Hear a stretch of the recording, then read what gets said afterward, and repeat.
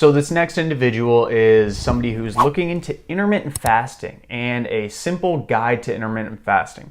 So I have a lot of videos on my channel about intermittent fasting. I even did a video about myself intermittent fasting for 10 years and my experiences, both pros and cons of it. That's on my channel. You can go find that.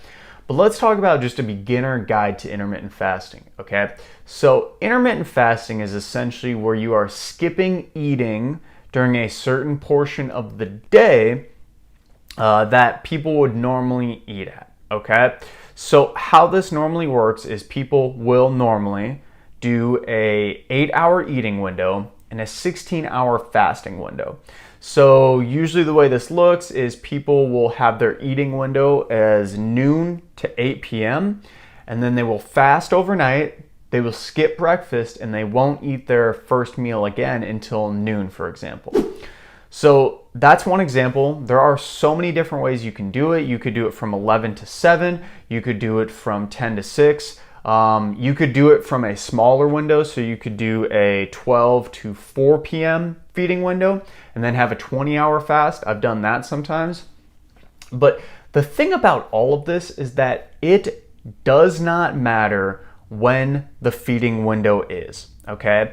What matters is that the feeding window works well into your life. So if you pick a feeding window that is during a really busy time and you can't eat all the calories you need for your fitness and health goals, that's probably not a good feeding window to pick for you because it doesn't work well in your life, okay?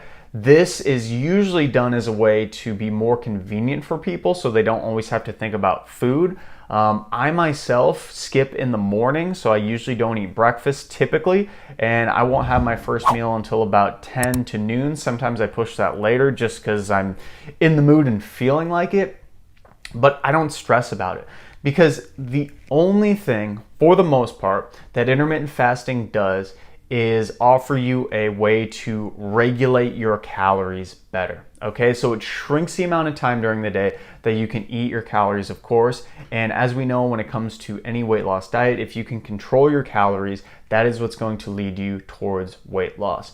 There are some emerging studies and stuff coming on about intermittent fasting helping with glucose regulation, so it improves your body's ability to regulate blood glucose better. It can improve insulin sensitivity, which is a good thing. And there's a lot of emerging stuff with this, especially with longevity and living longer in your life that's coming with intermittent fasting. But simply put, you're skipping a meal during the day. It's not magical. It is just a simple way to shrink down the overall amount of calories that you're eating in your weight loss journey. So, good thing to try out. It's not for everyone. I enjoy it, but I know my mom, on the other hand, she's somebody who likes eating 3 square meals a day. She loves eating breakfast, lunch, and dinner pretty regimented. I like being a little more loose. Again, it's totally preference and what works for you. And that's a big reoccurring theme with diets in general.